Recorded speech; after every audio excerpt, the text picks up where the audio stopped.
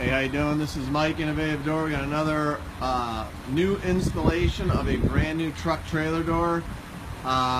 We get these and we can put them in for you same day if it's possible for you and us. If not, then we schedule a day. You come over to the shop and we'll pop a brand new door in for you.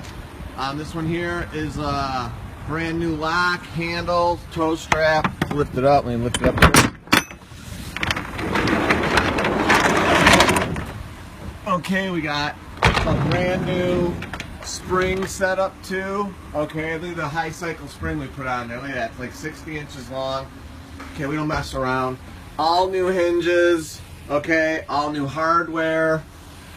Alright, and we did this with this big rack system in here too, which was a real pain. But we got her in and got it done. We can put these in for you brand new. We can repair sections if you want. Whatever you want. Repair or new installation. Give us a call, 630-271-9343, www.innovativedoor.com. Like us on Facebook and Google. We'll like you. Check out our reviews there. We do these all the time. Give us a call for your professional installation of your truck roll-up door. We're affordable. We guarantee the work.